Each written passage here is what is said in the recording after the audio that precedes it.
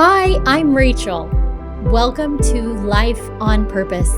I invite you to join in on this journey to live a life of deep meaning and intention. Welcome, everyone, to this episode of Life on Purpose. Thank you for joining me today. And I am so grateful to my guest today, Dr. Christine Gibson. I am just so excited to have this conversation. So let me tell you about Dr. Gibson. She is a family physician, trauma therapist, and author of the Modern Trauma Toolkit. You can find her on TikTok with the handle TikTok Trauma Doc. Isn't that catchy? TikTok Trauma Doc. It's just fun to say too.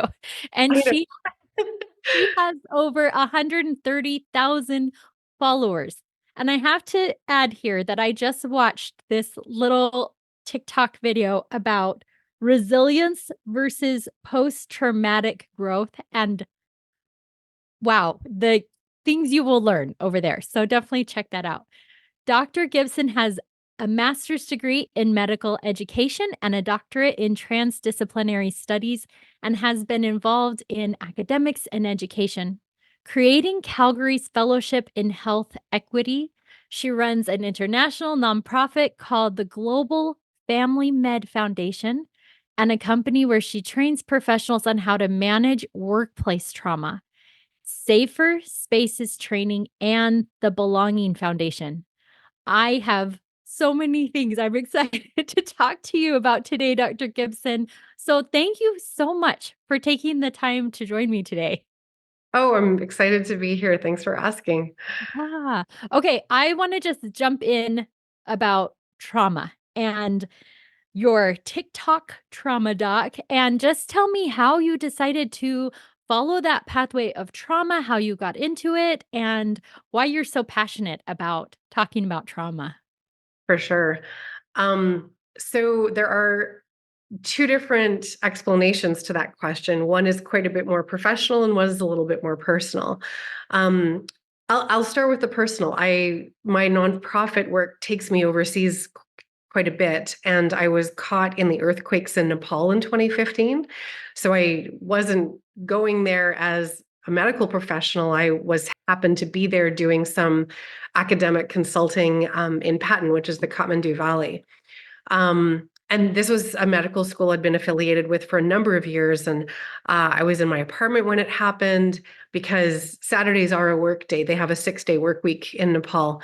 But it was a parade day. It was a national holiday. So many people were out on the streets in a parade, which saved a lot of lives. I was not on the street. So I was evacuated from my apartment building, which remained intact miraculously. Most of the buildings, well, not most, but many buildings in Old Patton came down because it was quite an ancient area of town where I was living.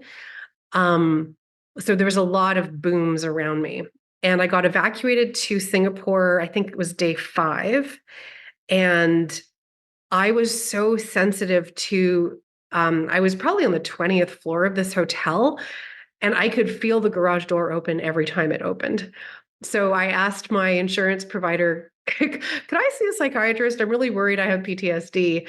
And they said to me, no, you're experiencing a normal response to an abnormal situation, and help me differentiate. And then when I started to learn more about trauma, I thought, all my patients have trauma.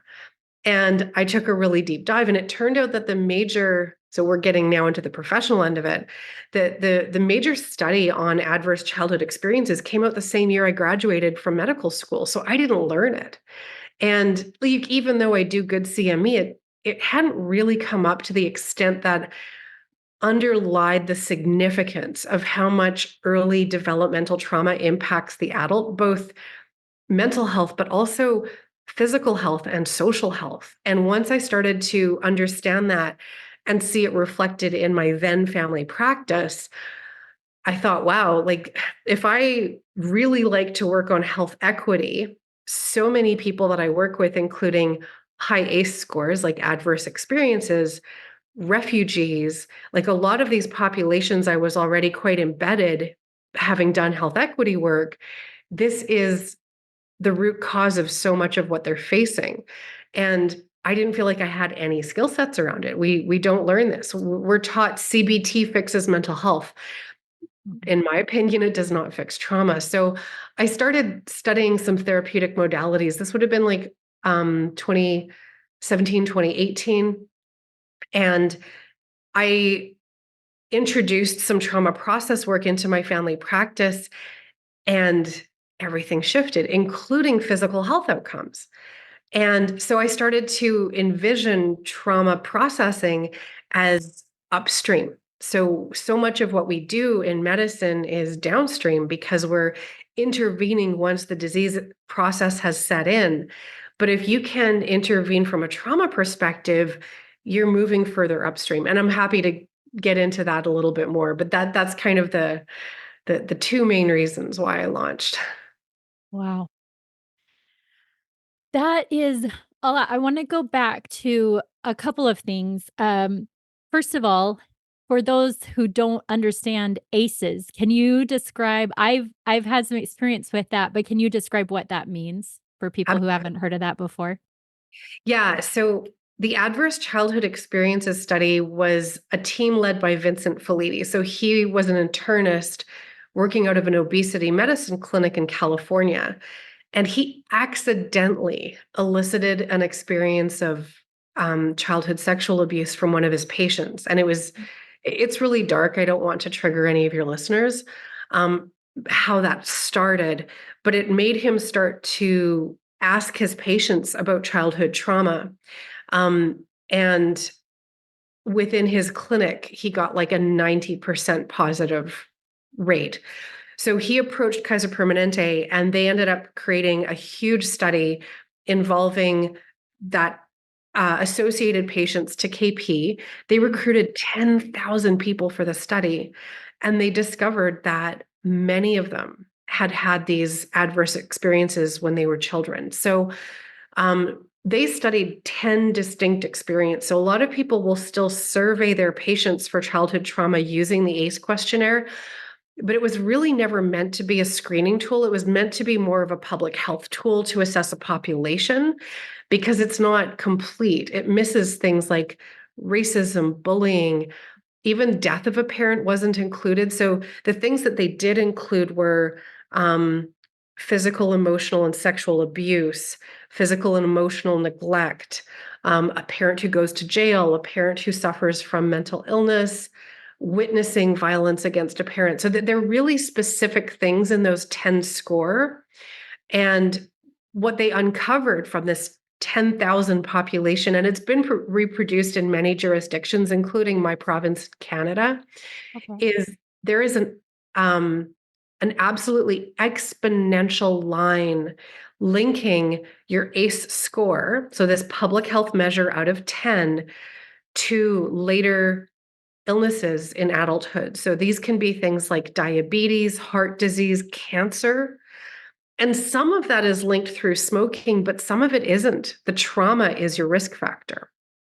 And also, every mental health condition, you know, depression and anxiety, which you might expect, but also completion of dying by suicide, addictions, really everything that they studied had a direct correlation in a very exponential way. The more childhood experiences that you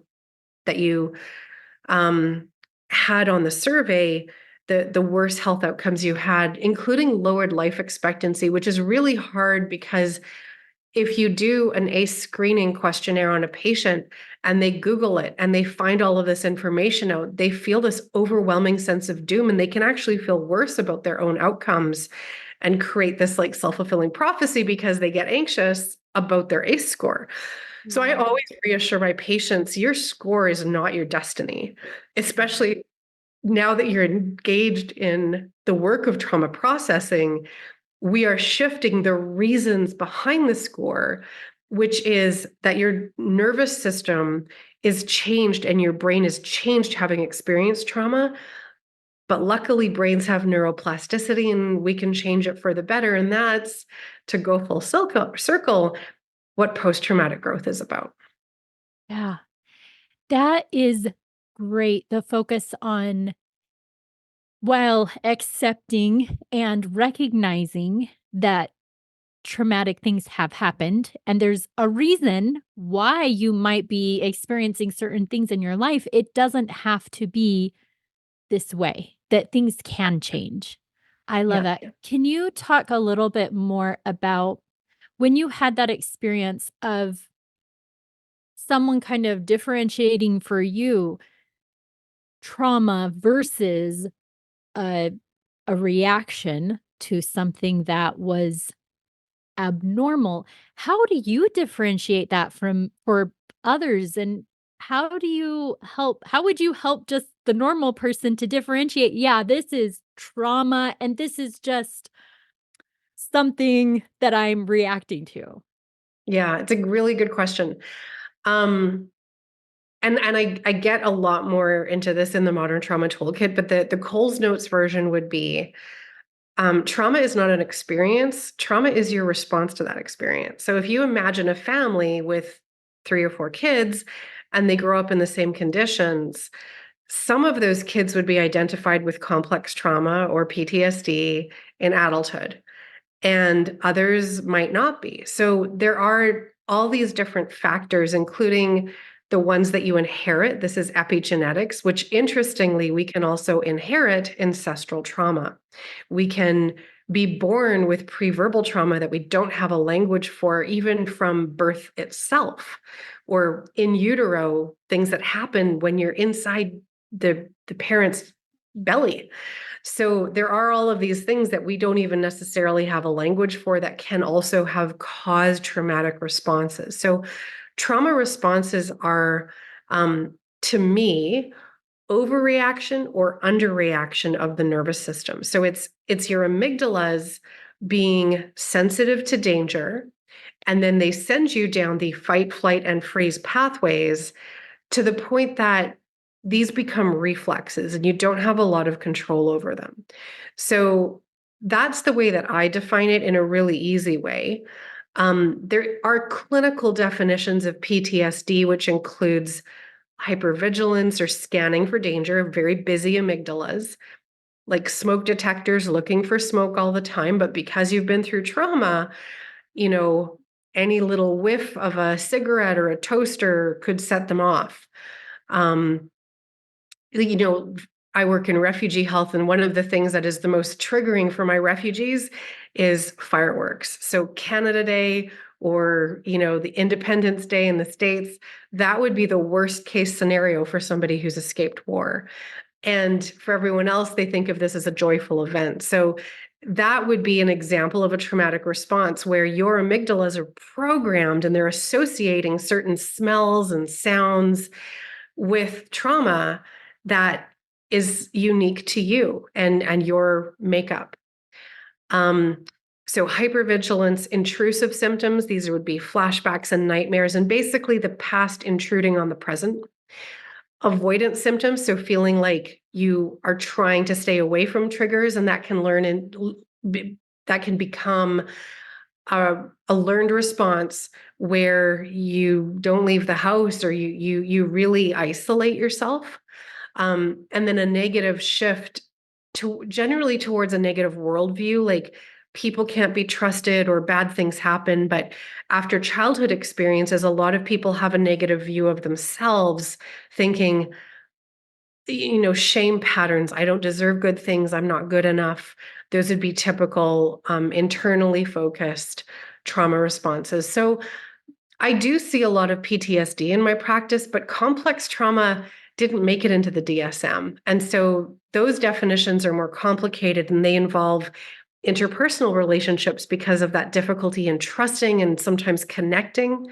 They can involve challenging what we would call function, like a person who is struggling in their employment and they're struggling in their um, family relationships. And I see a lot of that at the addiction clinic because a lot of people use substances to turn off those trauma responses. And a much more internalized worldview of shame that tends to be the core wound. So that isn't really well defined clinically. We have a diagnostic code we can use as clinicians, but we don't have a definition that everyone agrees on for complex trauma. But it's so much of what I see. And in my personal opinion, most of the personality disorders can be replaced by complex trauma because I've rarely seen that link without a background of complex trauma. Wow. That is a lot of heaviness that I think when I think of myself and my friends and my family, it's just amazing to think like, wow, we all have some we all have some stuff we're carrying.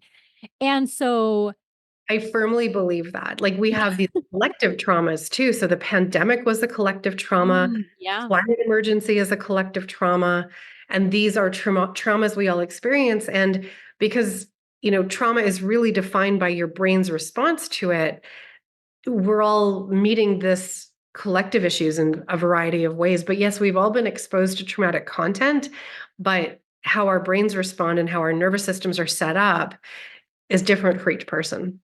Wow. I think the hopeful part of that is that we can change what the way our nervous system is working, and that is great hope, because even talking about the pandemic and bringing that up, I could think of people who do still talk about that and say, "Oh yeah, this was a really hard time." And then other people it might not have been, even though it was the same experience.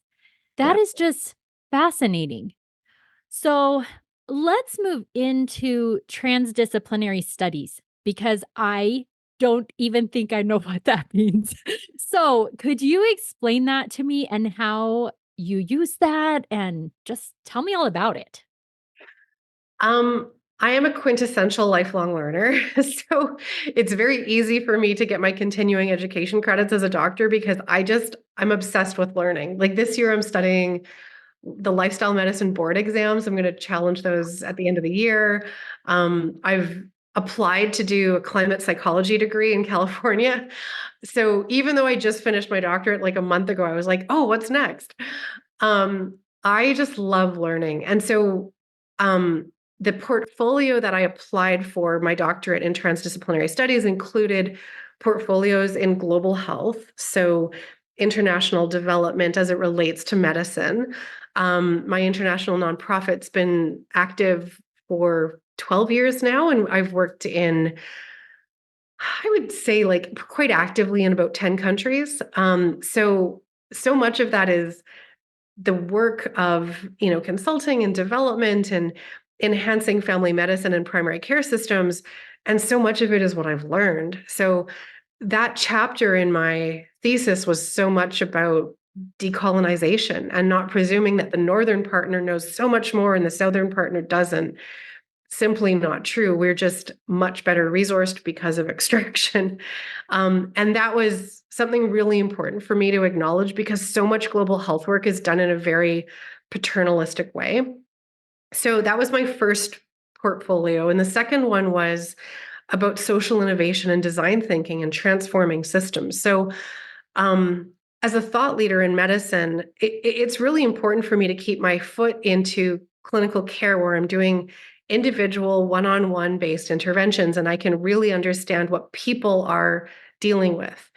But I think, people who are able to think in systems within their role in healthcare, especially, we have such a huge role to advocate, to manage resources, and to change paradigms. Medicine can get really stuck. The fact that the ACE study isn't embedded into the curriculum in every single discipline is weird to me. So part of why I joined social media and why I wrote a book, the Modern Trauma Toolkit, I've created, like you mentioned a bunch of companies, but you didn't even mention the ones that failed. So I had a cooperative, the Healing Centered Co-op, which ran during the pandemic and belly flopped for a number of reasons. And part of what I was looking at was that adaptive cycle where things are created and we try to maintain the status quo. And then in every natural complex system, things fall apart. And I think we're seeing that in health, but we're also seeing that in government. We're seeing that in certain industries, and people struggle with that falling apart phase. And to me, that's resilience and post-traumatic growth is possible in that phase. And so I'm really interested in complex systems from um, so many different perspectives. And the climate emergency plays into that as well, because we're seeing a lot of systems that can't maintain status quo, and people are really fighting hard to try. And then the third subject was trauma and post-traumatic growth. And I took both personal and professional perspective on that. So the doctorate itself was in autoethnography. So I was kind of looking at my portfolios of work and trying to examine them with specific lenses. And transdisciplinary study was the overall lens, which is basically you're not just looking at one discipline, you're looking at so many different ones. So I had done um, from a trauma perspective, I've studied Ayurvedic counseling, I've studied Qigong, and I'm certified in dozens of therapeutic modalities. I've studied social innovation and design thinking. I did a month-long residency at a center. I did a certificate within global health. I've co-written papers, and I've done this master's in medical education, which led to a lot of consulting and postgraduate training.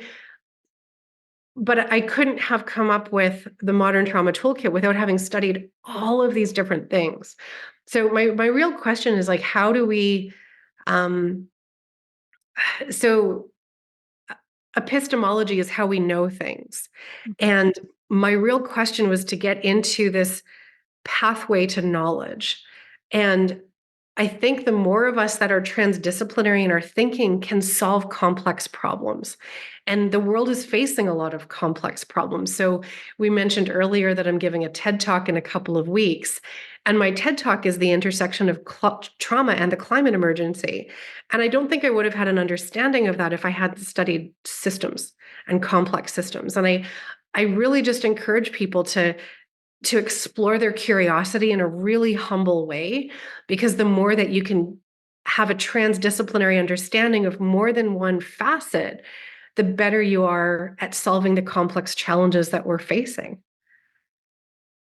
Oh man, you like have brought up so many topics that are so important. Like I have never heard I've never heard the connection between trauma and the climate emergency. That is just fascinating. I love that, and how you also have these passions about the refugee work and health equity.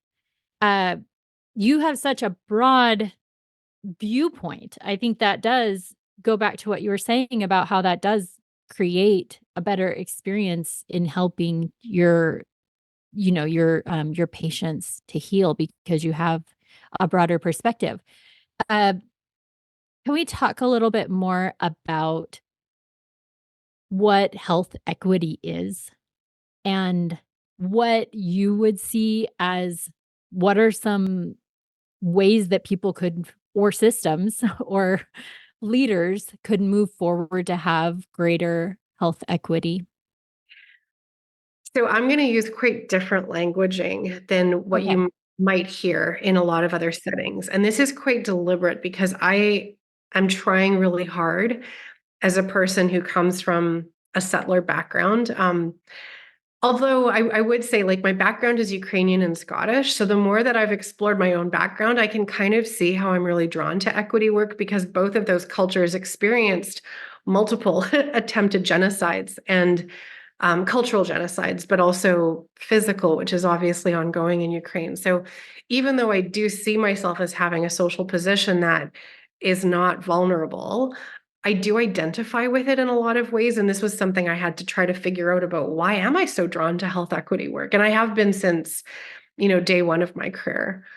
Um, so I think of an equity deserving community as being placed at risk.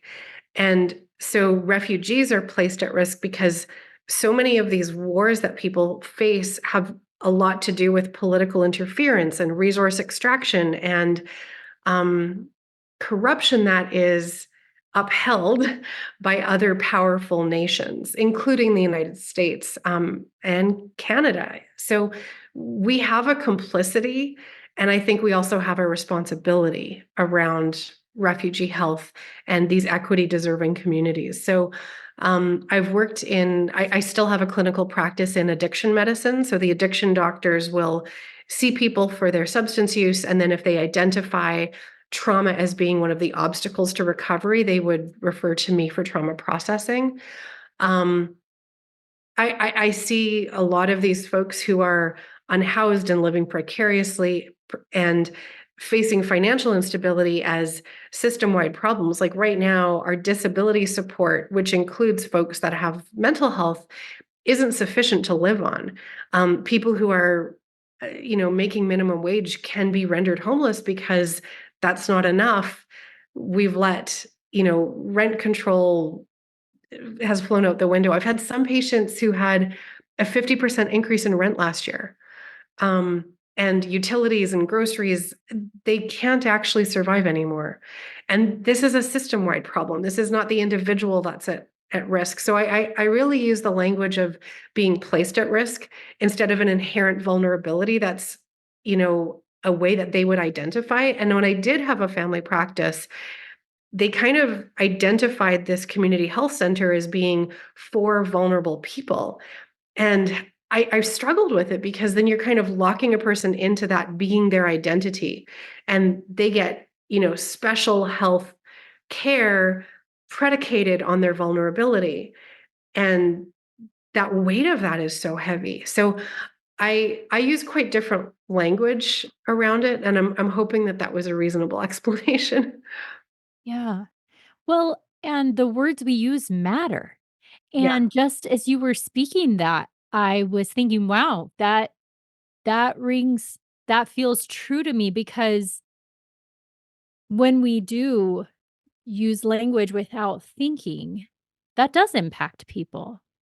Yeah. It And so you has an hear impact. like the words developing country or third world country, and that's not really acknowledging the extractive nature of neocolonialism. So, like a place like Congo, which is facing a massive genocide of its people because of the mining industry and the cobalt industry and all of these places where we are complicit in the global north. And then we say, oh, it's a developing country without acknowledging our role in that. Um, and that's really what I think about when I think about the climate emergency. The people who are facing this are not the ones who caused it. So the Syrian surge of the Syrian war, one of the root causes of that was climate. The farmers could no longer grow food, and then they had to move into the city in order to survive.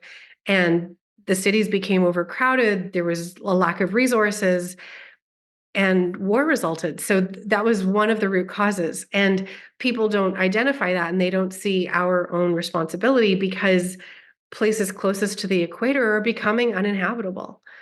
And then they say, oh, we should build a bigger wall to stop these people from coming, even though they can no longer support themselves as farmers because of what we've done and continue to do.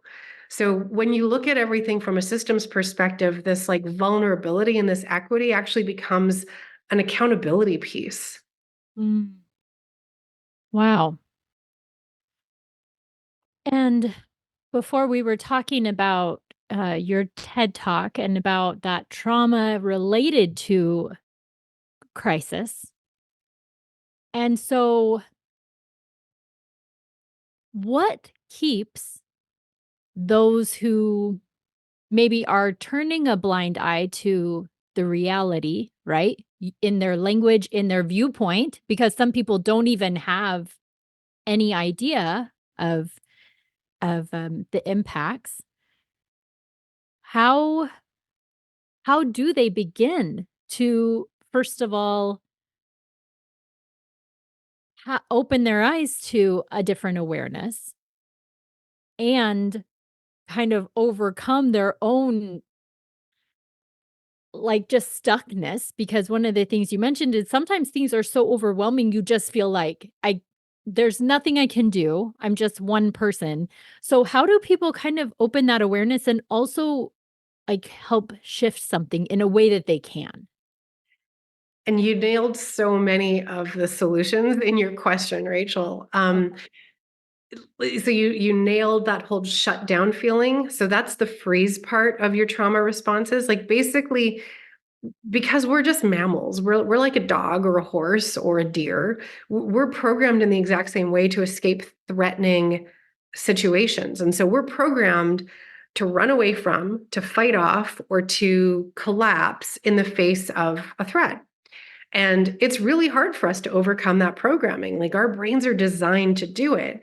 But the reason why I called my book the Modern Trauma Toolkit is because we can't escape through those roots in modern times from modern problems. So it's very rare that we can run away from our toxic stress and challenges, but we are designed to do it. So one of the things that shows up is dissociation, which is a disconnection from reality. So sometimes people just deny that it's happening. So we see deniers of the pandemic, deniers of climate. And some of that comes from underlying fear and a bit of a scarcity mindset, thinking, well, if resources become scarce, how am I going to survive? And let's make sure that I'm safe. And that's a natural response. So even though there's a part of me that feels some anger towards it, I can also show compassion and say, yeah, it makes sense that you're feeling that way. It makes sense that there is fear and a sense of scarcity. And that survival instinct kicks in, even though it's harming others. And so that dissociation kind of shuts us down. And so some people, a lot of folks that I work with, actually, they're in a permanent frozen state. And that looks like they can't get out of bed, they can't get off the couch, they're doom scrolling social media, they're hooked to Netflix. So many of us are like that. Or we might drink a bit more wine. So at the addiction clinic, I've seen like skyrocketing rates of people that are using substances in order to shut down toxic stress responses. And that makes sense. That's a solution to a problem that you have because you haven't found a better solution yet. But it's one way that you're numbing yourself out to the reality that's hard to face. And that reality could be your family, it could be your job, it could be climate, it could be a number of things. But this is one of the ways that we shut down. And I think one of the reasons why my TikTok blew up was because I was acknowledging the pain and the toxic stress that people are suffering and offering them a solution. So the Modern Trauma Toolkit is very solution focused. It talks about the causes of these trauma responses, which includes racism and medical trauma and all kinds of things that we do face, the ACEs. But there are solutions. And that's what I feel so hopeful about, is to try to get these solutions out there. So even though in TED Talk, my TED Talk that's coming up, it links dissociation and the climate emergency, it's also solution focused. And I think that's really important because the thing that's going to help us come out of these responses is a sense of movement and connection and hope. So we're not in this alone. Like when you said it gets overwhelming, what can I do as one person? You can't. We have to solve these problems in community, and we have to make system level interventions, not recycling your cans better. We have to change our addiction to oil. We have to change the way that we create food systems that are going to sustain all of us. Um, and these solutions are possible. I totally believe that it's happened at a micro level. We just have to scale up the existing solutions, and it takes us to wake up out of our dissociative states in order to say, let's do this together. We can make this happen. Wow. I really appreciate your thoughts on that. That's awesome. And can you dive a little bit more into maybe some of the tools in your book Yes, that thank do you. you have some tools that that people could start thinking about if they're recognizing maybe their own their own trauma responses through this conversation? Or I love that also you brought up addictions because I think sometimes it's easy to dismiss problematic behavior because it's just acceptable, like Yeah. shopping, right? Or it could be anything. It could be sex, money, drugs, alcohol, and sometimes we can kind of just dismiss it as, oh, that's just life, right? This is how we're dealing with life. So anyway, hopefully there's some awareness brought through this conversation of that, but give us some of those hopeful tools of how to start moving towards more regulation in our lives. And the first one that I'm going to share, I just did a little TikTok about this a week or two ago, is that as you do this, the lenses that you need to reflect on are self-compassion and curiosity. Because when we start to think, well, what's wrong with me? Why am I doing this? We actually add to the shame wound. Whereas if we say, I'm so curious about why this is happening, and I must be really working to protect myself, that is such a different lens to start that self-inquiry. So I always say, like, I famously wear glasses on TikTok because I'm old enough I can't read without them. So I have glasses in every room. So I always say, like, one lens is self-compassion and one lens is curiosity as you start to do this work. And part of it, so I use three phases related to Judith Herman. She is a psychiatrist that wrote a book called Trauma and Recovery, and it's quite old now. And she just did a follow-up book quite recently about justice, which I thought was incredible. But I use a very simplified version of these three phases. So the first is noticing. Noticing, are you stuck in fight and flight, which is a very active system? You feel nervous and restless. Your brain is overthinking. It doesn't shut off. You often have trouble sleeping. And that sense of restlessness can grow into irritability. It can grow into anxiety. And you'll often get diagnosed with certain things related to that. But the underlying cause might be being locked into fight and flight, which is your sympathetic movement-based nervous system. And it's overactive. And once that gets exhausted, then you end up in an overactive parasympathetic nervous system, which is your rest and digest system, which allows us to relax and to sleep. But when it's overactive, we collapse. And so that's the folks who can't get off the bed, can't get off the couch. So I start to say, like, what does your nervous system look like when it's in too much movement or not enough movement? That overactive and underactive nervous system. And people start to get to know, well, what does my body do when I'm in fight and flight or freeze? And how do I spend more time in the window in between? So psychiatrist Dan Siegel calls that the window of tolerance. And so we just practice different ways to shift the nervous system when you notice that you're over or underactive, and there's different tools to get you back in that window. Once you're there, you go to phase two.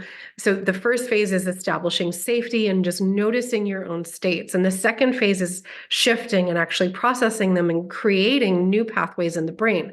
So when your brain is wired towards these danger signals, we have to rewire it towards safety. And that can take time, but it is absolutely possible. And there's two different strategies. There's brain-based strategies and body-based strategies. And I'm a huge fan of the body-based ones. So I've studied different techniques like havening, tapping, tremoring that helps us establish a safer nervous system. And then for trauma processing, I love it's a cousin of EMDR, which is an eye movement treatment. The one I love is accelerated resolution therapy because it's actually quite pleasant. People walk out of a therapy session and they don't feel like a wrung out towel. They feel like some magic just happened. That's the word I often get at the end of a session. They feel like it was magical and they rewired their brain for all of those associations that were stored in the amygdala to the original trauma, including ancestral and pre-verbal traumas, can be processed in this way. There's a lot of other processing tools. I won't get into this laundry list. Like in therapy, we call it like an alphabet soup because there's CPT and ART and EFT and ACT and DBT, and there's all these alphabet acronyms for therapeutic tools. And ultimately, most of them are effective in the right hands. So what you're looking for is a therapist who you feel is listening, who you feel is trustworthy and can co-regulate with you. We call this attunement from the therapist chair. attunement matters more than the therapeutic modality you use. There's so many options, but what you're doing is you're rewiring the associations in your amygdala to those traumatic events. And then you can make those events neutral. So you can't change the past that you've survived, but you can change your present day experience of those past memories. And you can totally cure PTSD. Like I fully believe it's a curable illness. There's just no pill for it.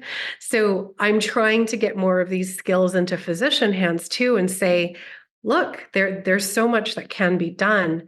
And if you just learn one or two skills to shift nervous system and to process trauma, you can do this too, especially in primary care. It's so amenable. And then the third stage is reconnecting to resources, to community, and trying to figure out, well, if I'm not stuck in fight and flight or freeze, who am I and who do I want to be? And that's connecting to your values. It's connecting to your desire for connection and your fear of connection. And I use a lot of different modalities here, including internal family systems. My favorite is called NARM, or the neuroaffective relational model for childhood work. And then again, a lot of the body-based techniques come into it because so much of what happens is anxiety gets caught. So you mentioned people who are still talking about the pandemic, they often still feel anxious. The sense of danger never went away. I mean, frankly, the pandemic never went away, so it makes sense to me, but we need to learn how to get back into that window of tolerance, and there are so many ways to do it. So I share a bunch of them for free on my TikTok. If you go there, there's a folder called Healing Skills where I teach you a lot of these things that I've mentioned, like tapping and havening, even tremoring. You can learn how to do it in either my book, The Modern Trauma Toolkit. It has a whole chapter on each of these. You can even connect to your ancestors' way of processing trauma. Most of our ancestral lineage had circle dancing, had chanting, had rituals around grief and processing loss that we have been socially conditioned to forget. And if we reconnect to the way that our lineage processed trauma, that's also really healing. So there's more than one pathway, and that's why I really think that we need a personalized toolkit. There's no one right answer and one right way for any one person, but exploring these ways with curiosity and self-compassion is actually a really beautiful journey. I mean, I'm on it myself. Yes, we all are, right? We're all on this journey just because life is life, and we work through these things. Why do you feel like it's important for people to do this work? I feel like at this particular stage in human emergence, we're at a crossroads. If we can solve these like collective traumas, we have a chance as a species. We are right now in this really fraught time where we're locked into a lot of dissociation and denial, especially related to the climate emergency. But it's really an ecological crisis because um, our agricultural systems are also not sustainable. Like the way that we are interacting with our planet and seeing ourselves as separate from it, I think so much of what helps is a sense of interconnectedness. And all of us need to enliven that sensibility of interconnectedness to other people. What happens to some of us happens to all of us. So that's like a more empathetic perspective, but it's also like survival as a collective. So, you hear about these tech billionaires who are like, well, I'm going to take off to Mars, or I'm going to build a big bunker in Kauai. I just heard Mark Zuckerberg's doing that, like an underground housing system. We're in this together. Like we really need this planet to survive for all of us. And we need more and more people being awake to that. And we can solve the problem. The solutions exist. We just need more of these systems to incentivize the well-being of the planet and its people. And so we can do that through policy interventions. And the more of us that really focus on these things, of course, we can affect policy. Like our elected officials are supposed to be representing us. And so part of it is voting, and part of it is creating community-based projects that are intervening at these systems level that we can then scale up.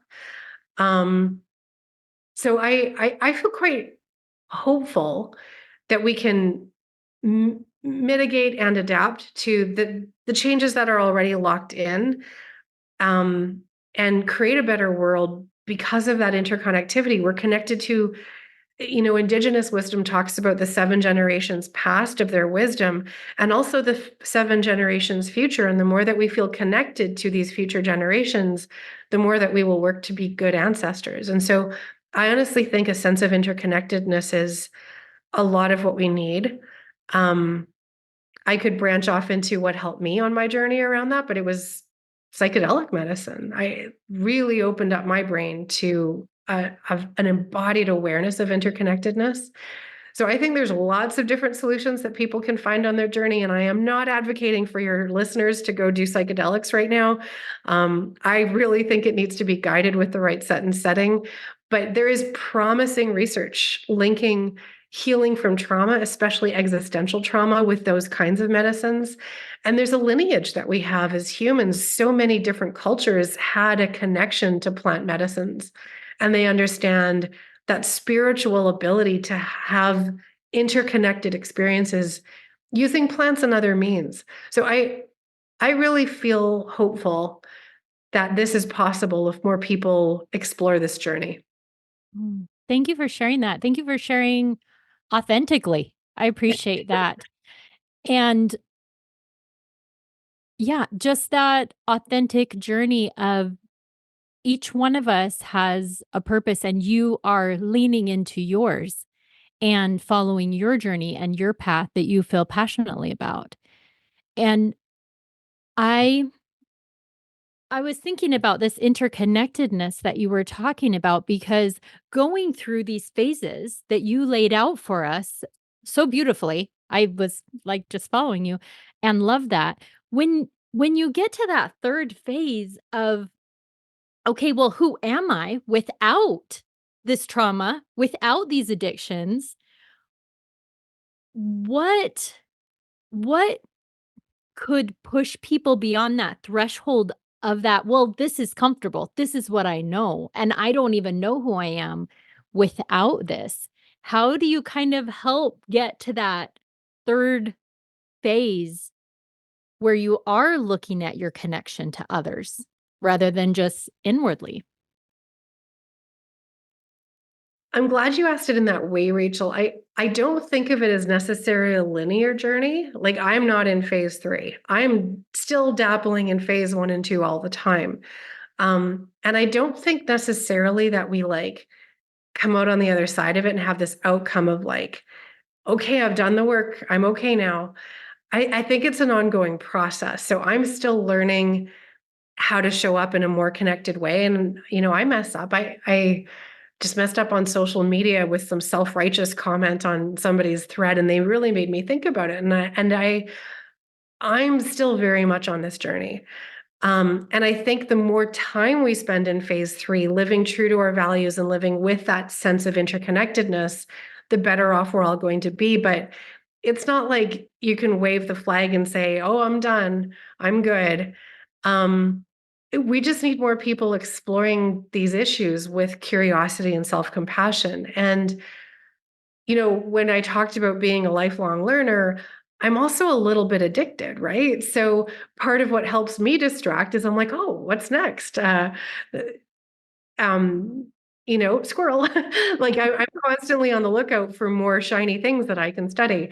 Gabor Mate talked a lot about this. He was one of my early teachers, about how his addiction to overwork was a safe space for him. And I think a lot of us in medicine have that as a safety. Even though we can reach burnout, there's also a safety to it, because we can stay quite distracted by the immensity of the work that needs done. So that's certainly a part of my addiction. So it's a journey. And I think just an acknowledging that you're on the journey is a part of how you start it. And in the Modern Trauma Toolkit, I talk a lot about nervous system regulation, but I also talk about, like, how do we solve things together as a community? How do you even find your community? Like, it may or may not be your neighbors.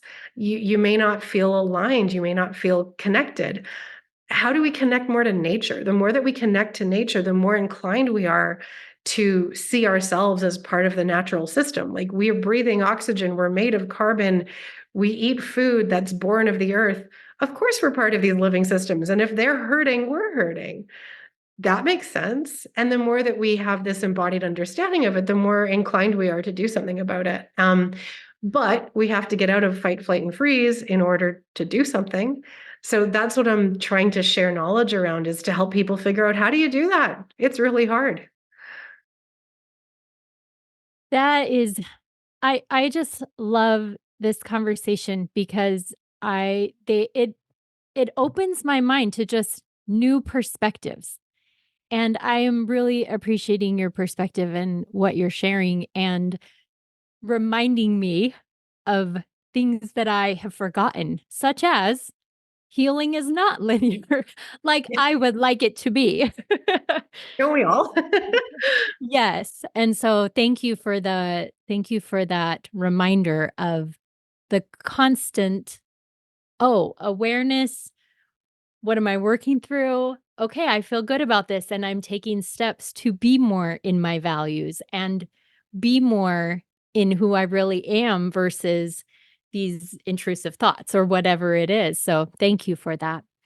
We are going to wrap up this conversation with sharing where people can find your work, your website, christinegibson.net. We will link to that, as well as where everyone can find the Modern Trauma Toolkit at moderntrauma.com. And we'll also link your TikTok and social media connections there. And I am so excited for your TED Talk for in June, and who knows when it will be live, but I'm excited to hear more about that. But before I let you go, Christine, I want to know from you, what are you doing to live your life on purpose? I I think humans, like, our brains are reaching our fullest potential when we have an imbued sense of meaning, and connection. So I'm trying to figure out, what are the things that are meaningful for me to work on. And so when I think about, the climate emergency, or these larger systems that I'm hoping to transform through a collective, it's with that awareness that I'm looking for a sense of meaning. I'm not alone going to be able to solve health equity issues or the climate emergency.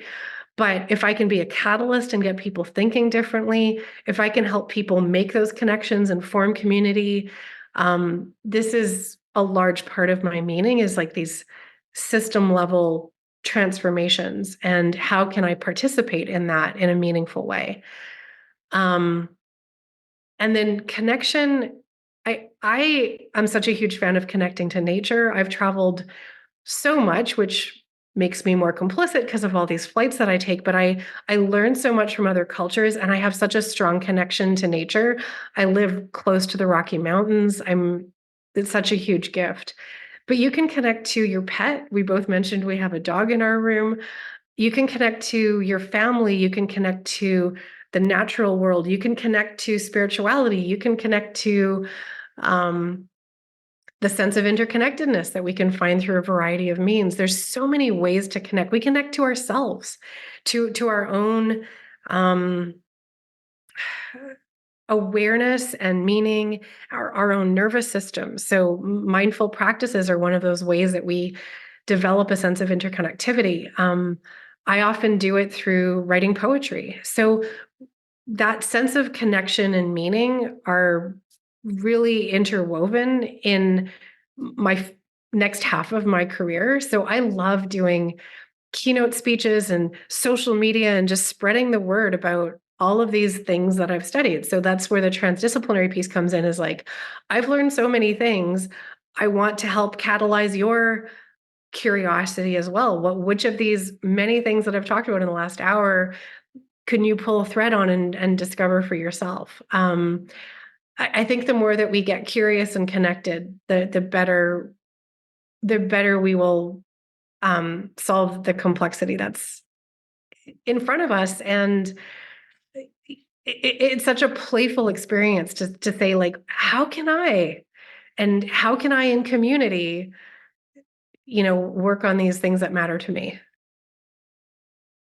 Wow, I love that word that you just used, playful, because some of these things can feel really heavy. And I love that you bring out the curiosity, the compassion, and also that it can be a playful, fun experience to do this work and to figure out what our purpose is. I love Yeah. that. Thank you for the way that you are showing up in the world in your purpose. And thank you so much for giving of your time today and for this great conversation. I appreciate it so much, Christine. It was a great conversation, Rachel. You asked super insightful questions. I really appreciated it. Thank you so much for joining me today. If you are ready to live your life with greater purpose and intention, check out my free Power of Vision workshop, where you'll uncover your life dream, eliminate doubt, and move forward toward your goals with confidence. Get instant access with the provided link. Your life is too precious to live just by chance or by default. I want you to live your life on purpose. I will see you next time.